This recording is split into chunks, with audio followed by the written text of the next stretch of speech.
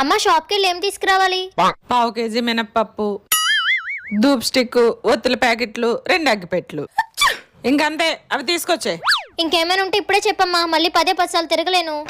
నాకేమన్నా నీలా మతిమారి పడుకున్నావా 10 సార్లు చెప్పడానికి? ఇదిగో 10 రూపాయల పలుకులు కూడా తీసుకురా అమ్మా. శనగపిండి కూడా తీసుకొచ్చి అమ్మా.